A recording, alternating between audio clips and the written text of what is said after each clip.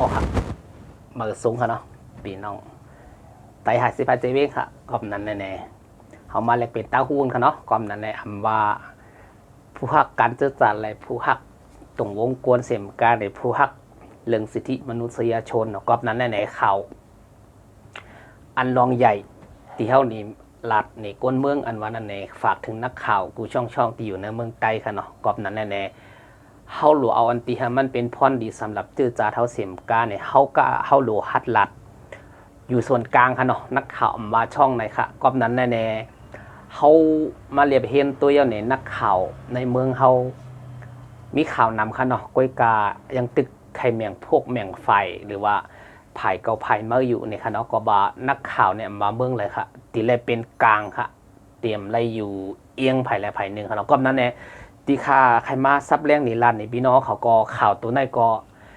มาเรียบเห็นตัวตั้งแต่ปีกายค่ะเนาะตั้งแต่ปี255เนี่ยค่ะเนาะ2565ค่ะเนาะออกมาแล้วในเมื่อเหลียวมันถึงมาปี2566ก้อยกาข่าวใต้เฮาเนี่ยมันอำโปมีออกให้แหลกกอบนั่นในคำมาหันเนี่ยมันมาเรียบเห็นตัวจอมอย่างเนี่ยถ้าสั่งป้าเนี่ยมันเหมือนกับว่านักข่าวไรเสียมเลยนี่ค่ะเนาะก็ว่ายุ่มยามันน้ำกัดพี่น้องไต้เฮาหรือว่าพี่น้องกูเจ้าคือมีหนำเต้ๆค่ะกอบนั้นแหละแน่เฮาหลูฮู้จักเรื่องสิทธิมนุษยชนก็นกอบนั้นแน่ข้ามาหันข่าวที่ว่านักสิทธิมนุษยชนของเมียนมาเนี่ยค่ะเนาะแจ็คลิสฟอร์เมียนมาเนี่ยค่ะเนาะอันนี้มันเป็นรองส่วนใดส่วนเป็นของโกนค่ะเนาะรองส่วนใดส่วนเป็นของโกนที่ว่าแจ็คลิสฟอร์เมียนมาเนี่ยค่ะเนาะเขาเป็นเรียกว่า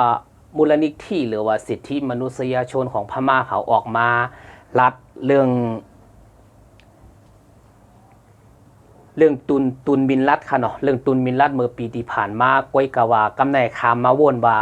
เมื่อเหลียวเมืองไทยก็เหมือนกับว่าแกปักเปิงใหม่หรือว่าอันนั้นก็แกกูลองค่ะเนาะอันนั้นก็ดีเลือกตั้งใหม่อะเมืองไทยได้ก้อยกาเมืองมานก็อาว่าปีหน้าก็ก้อยกาแทงหลายเรือนอยู่เนี่ยค่ะเนาะกอบนั้นแหละแน่อันฮู้จักการบ้านการเมืองอันตุ้งหนึ่งตั้งรองส่วนไรส่วนเป็นอำนั้นเรื่องสิทธิมนุษยชนความใต้เขาเรียกว่ารองส่วนไรส่วนเป็นของกวนเนี่ยค่ะเนาะกอบนั้นแหละแน่ตุนมินรัดแน่เป็นนักธุรกิจค่ะเนาะอำนั้นก็เป็นโปก้าในเมืองไทยหรือว่าในเมืองมานค่ะเนาะก้อยกาว่าเมืองมานหรือว่าเมืองใต้เนี่ยก็เป็นเรียกว่าเป็นผู้มีอิทธิพลกับความไทยว่าผู้มีอิทธิพลหรือว่าเมืองใต้เขาก็ผู้มีอำนาจค่ะเนาะก้อมนั้นที่ดีทุนมินรัดที่ว่าเนี่ยมันเป็นมารค่ะเนาะทุนมินรัดเนี่ยเป็นมารก้อยกาเมืองไทยหรือว่าทหารหรือว่าเจ้าหน้าที่ตำรวจเมืองไทยเขายับเลยเมื่อปี2565นั่นเลยค่ะเนาะปีที่ผ่านมาเดือนมกราค่ะเนาะที่ผ่านมาค่ะเนาะเดือนมันผ่านมาประมาณปีปลายค่ะเนาะก้อยกาข่าวมันเนี่ยย่อมมาออกเหมืองพี่น้องใต้หรือว่านั้นก็ฮู้จักแจกเพค่ะเนาะในเมืองเฮาย้อนนั้นแหละแน่เพราะว่าเมืองเฮาใครกัดเย็นหรือว่านั้นเนาะใครก้อนขออันจะแน่เนี่ยเฮาค้ำเป็นเรียกว่าค้ำไต้หนังกันค้ำกันก่อมไปป้นเจ้าคือเล็กๆน้อยๆก็ค้ำเจ้าคือเปล่าเจ้าคือมันก่อมไปป้นก้อยกาว่าเพราะเฮาคิดเป็นว่าเรื่องสิทธิมนุษยชนก้อมนั่นแหละทุนมินรัฐน่ะทุนมินรัฐเสียมกาลูกยิงลูกใจมิ่นอองแรงค่ะเนาะเป็นเจ้าของคอนโดหรือเจ้าของห้องตีกาขันใหญ่ให้เปิ้นในเมืองไทยค่ะเนาะตีกาขันให้เปิ้นในเมืองไทยก้อยกัดตัวกล่อมแล้วอยู่ในเมืองไทยลูกสาวเป็นเจ้าของบัญชีค่ะเนาะปกติคือเจ้าของบัญชีอำนั้นก็เป็นเยเงินค่ะเนาะเจ้าของเยเงินค่ะความหมายก็ดีเลยว่าเจ้าของเยเงินตีพี่น้องใต้ฟังว่าเจ้าของเยเงินเป็นเจ้าของเยเงินก้อยกาโตกล่อมแล้วอยู่ในเมืองไทยที่มีจะเป็นเจ้าของเยเงินแล้วก็ลูกชายมิ่นอองแรงก็อะไรอยู่ในเมืองไทยก้อยกาว่าเรื่องอันไหนตีว่ามูลนิธิ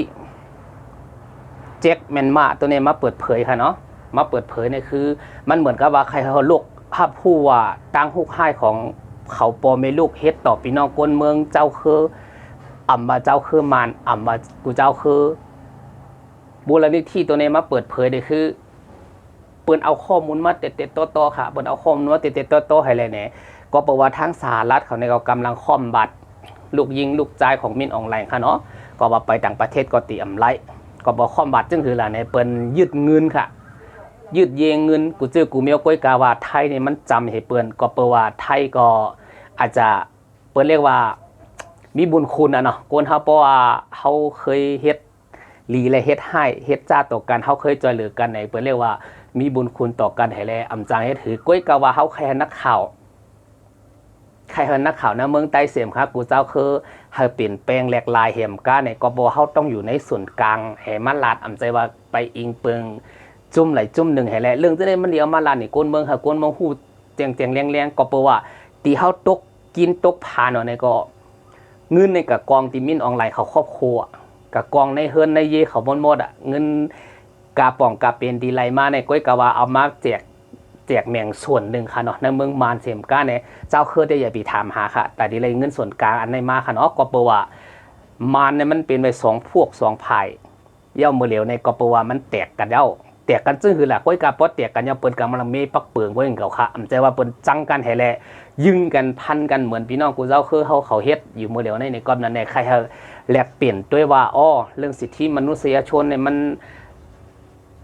สำคัญหรือว่าลองใหญ่ตี้ๆค่ะก็เปว่าป้อมเรียบเพี้ยนเจ้าในพี่น้องกูเจ้าคือเขาเมื่อเหลียวในเมืองไทยก็กำลังเงียบภูมิชื่อเสียงใหญ่เคค่ะเนาะตีชื่อว่าตู้ห่าวค่ะตู้ห่าวเนี่ยมันก็ตีเชื่อมโยงกันมันเหมือนว่าทุนมินรัฐเนี่ยค่ะตุนเนี่ยค่ะเนาะตุนมินรัฐเนี่ยมาตุนมินรัฐเนี่ยก็เป็นปอค่าใหญ่ลงในเมืองไทยค่ะเนาะอำว่ากูเจอกูเมียวค่ะใครว่าเป็นของมันหมดในลองกล้าลองขายอำบาของกินของเยี่ยมในเมืองมันค่ะเนาะก็เปว่าเปิ้นเอาเงินค่ะเอาเงินในมาแลกเป็นสินค้าแล้วก็มือแหม่งเมืองเฮาก้อยกาว่าเมืองมาในส่วนใหญ่บริษัทก็เตรียมมีน้ำเปิ้นมาเอาแลกเปลี่ยนกันซึ่งในเฮเลเนี่ยเปิ้นเรียกว่าการฟอกเงินค่ะเนาะเอาสินค้าตุนมินรัฐเนี่ยจะมีข้อหาหลายข้อหาค่ะ1การค้าอาวุธค่ะเนาะยาเสพติดค่ะการฟอกเงินค่ะคาลีจะเนี่ยมันเป็นเรียกว่าคาลีใหญ่ๆคาลีใหญ่ๆหลงๆการพิษปักเปิงจึงเมืองค่ะอันไหนค่ะต่อก็อาจจะเป็นประหารชีวิตหรือว่าอาจจะตกขอกติดคุกไปต่อโจอาซาค่ะเนาะนั้นก็ดีเลยฆ่าตัวตายจึงเรียกว่าปันตั้งพิษตามตายค่ะเนาะความตายก็ดีเรียกว่าจึงนั้นก๊อบนั่นแหละเนี่ยขามาวนตัวเยาเนี่ยไตเขาเนี่ยรัดเนี่ยไตก่อนค่ะเนาะอันที่ไตเขาหรือว่าเฮาตีคือข้ามป้นอะไรผู้เขียนมันก็เปว่าเฮาเจอเจ้าของเงินค่ะลองเจอในก็ห่อมย่อมมาเรียบเฮียนเสียมก้าเนี่ยก็ผู้นำเฮาก็ย่อมเฮ็ดกับก้อยกับฝากถึงว่าผู้นำก็อย่าไปคิดว่าปักเปิงจึงเมืองเปิ้นเฮ็ดออกมาเย้าในอำเกี่ยวข้องป้าอันว่าไหนกำเรื่องสุดมาก็ต้วยค่ะมื้อเดียวมี2โกค่ะเนาะการฟอกเงินค่ะ การฟอกเงินค่ะเนาะตู้ห่าวเนี่ยก็ล้วนหลายข้อหาค่ะเนาะตู้ห่าวเนี่ยเป็นเคค่ะเนาะเคก็เป็นภูมิอิทธิพลนะเมืองไทยก้อยกะว่าเฮามาลานเนี่ยมันเป็นรองเต้ค่ะก็ว่าข่าวเปิ้นก็ออกจ้อมให้แล้วไหนใครมาเปรียบเทียบหรือว่ามาเชื่อมโยงกันค่ะเนาะ1ก็พม่าก็ตุนมินรัฐอันยับไหลมือปีกายค่ะเนาะตุนมินรัฐเนี่ยก็ในปี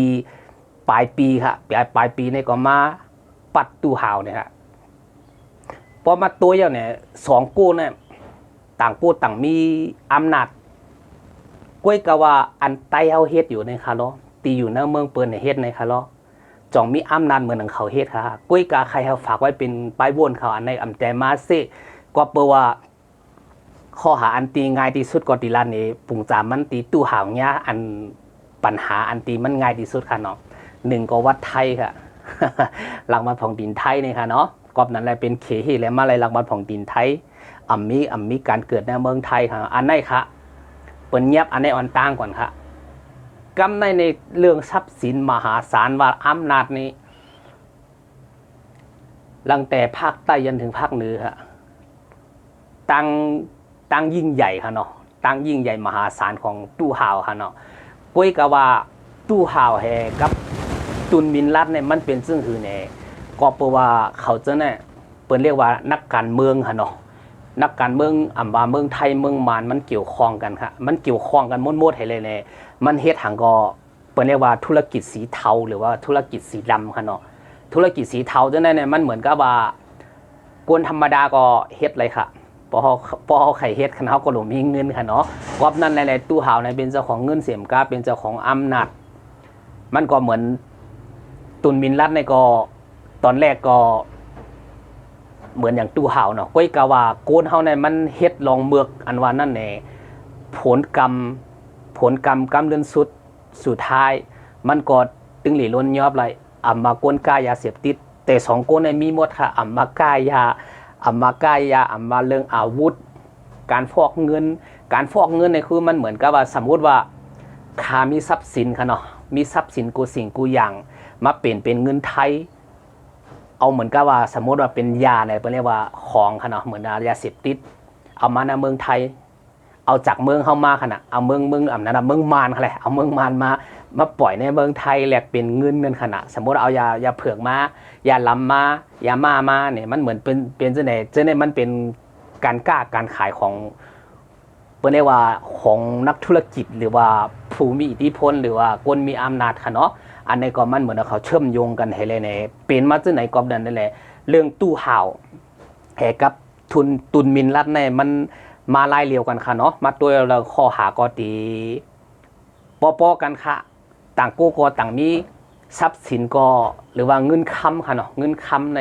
กวนไทยปนยังซุ่มเขาค่ะตุนมินรัดกับตู้ห่าวเนี่ยค่ะเนาะสองกู้ไว้ก็ค่ะตุนมินรัดก็ง่ายค่ะต่างกู้ต่างมีเครื่องมินส่วนตัวเหมือนกันค่ะตุนมินรัดก็มีมินออนไลน์มินออนไลน์ว่ะ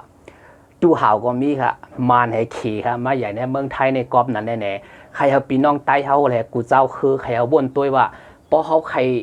เฮ็ดลองสิทธิมนุษยชนอันว่านั่นแหละให้เรียเพนป้าว่า1 เจ้าคือในเขาต้องลงมีรัฐค่ะเนาะรัฐอิสระของเขาอำนั้นก็เมืองของเขาผู้นำของเขาอันนี้ก็ฝากถึงผู้นำกูเจ้าคือเสียมก้าเนี่ยให้หมูว่นว่าแต่อนาคตตั้งหน้าเขาตีว่นมวนเมจัดตั้งรัฐบาลหรือว่าจัดตั้งองค์กร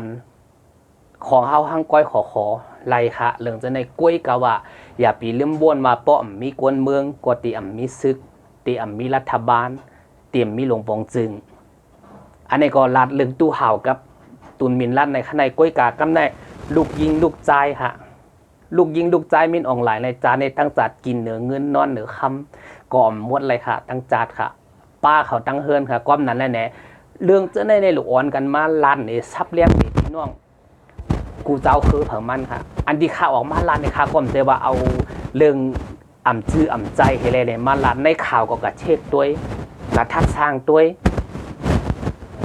เพราะว่าเขาในเขาป้อเขาตุ้งดึงเดี๋ยวเขาเอามาลั่นเรื่องจะในก้อยกับเขาลั่นในเขาตรงหลุมมีเงาหักศักดิ์ศรีมันเฮเลยมาลั่นย้อนนั้นในเหมือนลูกมินออนไลน์กับลูกสาวเขาเนาะปีไอมีคอนโดโดยแหละคอนโดก็เมืองใต้ก็ตีอะไรคล้ายๆว่าห้องค่ะเนาะห้องหรือว่าโรงแรมค่ะเนาะโรงแรมหรือว่าหอเต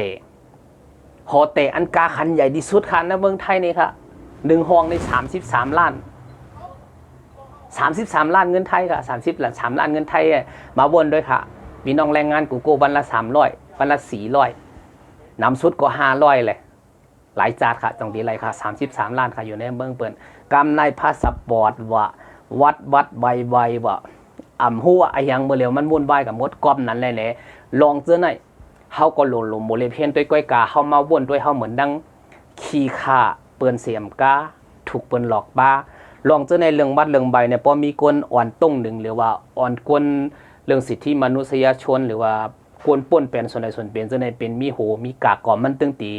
ลุกขึ้นมาค่ะเนาะก็ว่าเมื่อเร็วเฮ็ดวัดก็เฮ็ดหยาบเต้ๆค่ะบางเจอเฮ็ดอายุปุโมดก็อะไรต่อเจอในมันก็มีลองเจอในมันเกี่ยวข้องกันหมดค่ะก้อมนั่นแหละที่ครับมาลาดในคือ2 โกปีน้องในก็เงินคำในกอหรือกินหรือใจค่ะจานในตั้งจัดด้วยค่ะคนตุคาในเมืองเขาอ่ำมาขี่ค้างปลองยางไตบ้านนอกแทบเต็มมีไฟฟ้าใจก้อมนั้นในไฟผ้าอันตีเฮาเฮ็ดอยู่ตีเก่งตองจะเนี่ยเฮ็ดในเมืองเขาสำไรใจเรื่องจะได้เป็นเรียกว่าป่นเป็นรองส่วนใดส่วนเป็นของกวนนะค่ะนะตีที่เขาเป็นเจ้าของเมืองไตเฮ็ดไผ่ผ้าเมืองเขา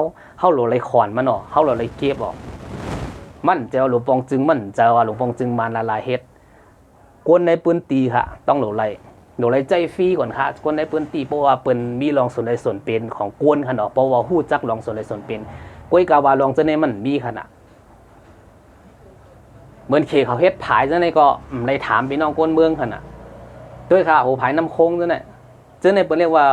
ลองป้นเป็นลองส่วนใดส่วนเป็นก้อยกาวาขี่เขาเนี่ยอำนาจภาคอาเซียนภาคเอเชียขนาดจะว่าอาเซียนก็ใครว่าเคียงเขาค่ะเป็นผู้น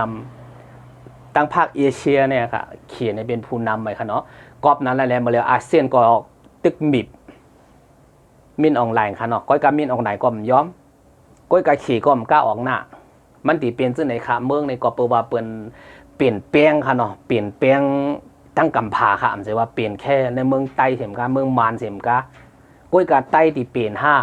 เจ้าคือตีเปลี่ยนแปลงซึ่งเหือนั่นเต้ก็อยู่ที่ผู้นำเสียมกาเนี่ยอยู่ที่ก้นเมืองค่ะเนาะค่ะก็เป็นก้นเมืองก้อนหนึ่งเพราะว่ารายการพร้อมโฮมมันบางคาก้อนหนึ่งหรือว่าเมืองไต้ก้อนขอก้อนหนึ่งใครมีส่วนรวมก้อนหนึ่งตีเขาเรียกร้องส่วนใดส่วนเป็นของไต้เขาขึ้นมาหนังเขาปกติมีประชาธิปไตยหรือว่านั้นเขาปกติมีรัฐบาลหรือหลวงปงจึงห้างขอค่ะเนาะจะหลวงปงจึงมันค่ะเนาะก็เปิดว่าไต้เขาก็ต้องหลวงมีกูจุ่มกูเจอกูเมียวเหมือนเปิดอ่ำว่าเงินไต้อ่ำว่าลักบาทผ่องตีนไต้ค่ะเนาะหรือว่าวัดไต้ค่ะลองส่วนใดส่วนเป็นของไต้ค่ะผู้นำไต้ค่ะผู้นำไต้ก็หลวงไรมีโกเลียวไว้ค่ะในเมืองไต้50 จีเวงอ่ำใจว่ามีจุ่มเก่าอ่ำจะว่ามีจุ่มมาบ่เป็นซึ่งไหนมันกว่ามไรค่ะถ้าสร้างด้วยค่ะเขาตั้ง72 73 ปี74 ปีอาจจะถึง100 ปีค่ะปอไต้เขาตึกเฮ็ดได้ติ๊กๆก้อมนั้นแหละบ้านเก่าเมืองห้ามเย้าเนี่ยห้ามเย้าตีห้ามติ๊กๆเนี่ยใครเขาผู้นำกูโก้อันที่ฮักเจอจัดค่ะเนาะอย่าปีว่าเอาจุ่มค่ะพอเขาตัดไรจุ่มก็เอาเจอจัดเป็นตัวตั้งค่ะพออันที่เฮ็ดเป็นผู้นำไต้ก้อยกาตีคามาลานเนี่ยคือ1ครอบครัวหรือว่านาเฮิรนของมินออนไลน์ในเมืองมันก็อยู่มีสุขตั้งเมตั้งลูกก้อยกาวาเปิ้นมีอำนาจไปอยู่ในมือค่ะก็เปิ้นนั่นแหละตีเต้พอเขาหมอวนค่ะอำว่าเจ้าคือไหนห้ำหลวบสนใจค่ะเรื่องมินออนไลน์เนี่ยหลวเลยสนใจในตัววงของตัวเก่าเลยสนใจประชากรหรือว่าหลวเลยสนใจก้นเมืองตัวเก่าก้นเมืองตัวเก่ามีกาหือจำนวนมีกาหือแผ่นดินใต้มีกาหือแผ่นดินเจ้าคือเผาเจ้าคือมันถึงก็แล้วมีก็แล้วลงเจอในคาหลวมาหาเจอในค่ะก็เพราะว่าเขาหลวหาศักดิ์ศรีหลักฐานเฮเลเน่เขาหลวบักมันค่ะพอดีมักมันล่ะเจ้าคือไผ่เจ้าคือมันค่ะมักมันค่ะประวัติไต้มันมี60,000เนาะ64,000เฮงลักปั่นบนเอาไต้กูเจ้าคือไต้กูตี50 จีเวงมักมันค่ะแหละเผอเป็นผู้นำยืนขึ้นมาแหละอ่อนกันเฮ็ดแหละวัดไต้บ่เฮาเฮ็ดวัดใต้เนี่ยเฮาติเอาพลังหรือว่าเอากำลังหรือว่าเอาเครื่องหนักๆอะไรก็สู้ค่ะอันนี้ย้อนถามเป็นข้อตอบข้อคิดอำนั้นก็ย้อนถามสู่เจ้ากูก็อันที่ออกมาเฮ็ดวัดใต้ให้แลผิดหม้อกันนั้นว่านั่นไหนกำเนินสุดมาก็จำเป็นต้องลงไหลเฮ็ดค่ะเผาแก่เผาเขียนเนี่ยก็ปันตั้งหันถึงมาอำนั้นเฮามาแลกเปลี่ยนตั้งฮู้กันลองวัดใต้ค่ะหน่อยเรื่องอื่นได้ก็มังโก้ก็ตีวนไหลมังเจอก็ตีไข่จังก็เปิดว่าพอเขามีอาวุธตัวไหนเขาก่อมจังกับต่อสู้ผู้เขียนเพราะว่าก็หลายคิดว่าอาวุธหรือว่ากระสุนลูกกองวัดไตเนี่ยอำจังกับสู้กันเลยเนี่ยเขามาแลกเปลี่ยนตั้งหูกันค่ะพอมีวัดไตจงดิสู้เลยมันพอมีวัดไตติดตึกเลยมันปันไว้2 คอเลยค่ะเนาะพอมีวัดไตติดตึกเลยมันป้อมมีวัดใต้จงติดตึกเลยมัน2 อันไหนค่ะเผอหันถึงซึ่งคือเนี่ยปันตั้งหันถึงและแลกเปลี่ยนกันค่ะเนาะก็ว่าค่ะก็ลงดัง YouTube ให้ในเลยแลกเปลี่ยนตั้งฮู้กันค่ะเนาะก้อมนั้นในที่คามาลานในก็มันเป็นเพต่อในประเทศไทยค่ะเนาะบาตู้ห่าวอัมบาตุนมินรัฐอัมบาลูกมินออนไลน์หรือว่าลูกยิงลูกใจค่ะเนาะก้อมนั้นเมื่อเรียกว่าตั้งศาลไทยค่ะเนาะตั้งศาลไทยเขาตึกดีตัดสินในเรือนนี่ค่ะมกราเนี่ยค่ะเนาะมกราวันที่23ค่ะพอเผยเก็กข่าวว่าลองไปติดตามด้วยค่ะศาลเขาตัดสินว่าตุนมินรัฐในตีโดนข้อหาซึ่งคือก็เพราะว่ามันเป็นเกี่ยวข้องกับตั้งการเมืองไทยค่ะเนาะเมืองไทยก็เป็นเรียกว่ามีส่วนหู้ส่วนหันจอมตู้ห่าวว่าเหมือนกันค่ะเมืองไทยกวนเมืองหรือว่านักการเมืองหรือว่าปฏิการเมืองก็หันจอมซึ่งนั่นค่ะเนาะหู้หันแหละอำจังเฮ็ดถือกอบนั่นแหละเรื่องเจ้าในก็ผากไปเป็นข้อคิดอำนั้นก็ป้อแก่ก็อย่าปีลืมกดไลค์กดแชร์บันคันเอาย้อนเบอร์ว่าลงตั้ง YouTube ติคิดคนเรื่องต เป็นอันติมีติเฮเลยเนี่ยก็ประวัตินักข่าวใต้เฮาหรือว่าเจ้าเคอเนี่ยก็ฝากไว้เป็นข้อคิดอย่าไปว่นว่าเฮาตีอยู่กับให้ในดิเฮเลยเนี่ยเฮาตีถ่ายทอดบรรลุลูกหลานเฮาเหมือนปีผ่านมาตอนผ่านมานั้นมันเป็นตอนสอนให้ก็ประว่าเฮาลูกมาสู้โดยตัวเฮาหนังหือตัวตายความอำเนาดีเขาว่าตัวตายก็เฮามีกาขันอยู่ไว้กึกปืนเฮาให้แล้วมันเหมือนเจ้าเสือขันผ้าเขาเฮ็ดไว้ตัวตายเสียมกาเจ้าก้อนเตืองเขาซื้อในเฮ็ดได้ผักนื้อผักหนังผักจือผักเสียงไว้ในแผ่นดินใต้กุ้ยกาว่าพี่น้องใต้เฮามันเป็นซึ่งคือล่ะเนี่ยเฮามาเล็กเปลี่ยนตั้งฮู้กันว่าเหมือนข่าวว่าอาวุธ2อันนั้น1มีวัดใต้ฮาลี2มีวัดใต้ฮาดีต่อสู้มันเผอมีความคิดดีๆซึ่งคือเนี่ยก็แลกเปลี่ยนตั้งฮู้กันมาเลยค่ะเนาะอันนี้ก็ย้อนมาสูงค่ะดิ่งยากัน1 ปอง 1 อิฐ 1 อิฐในค่ะเนาะ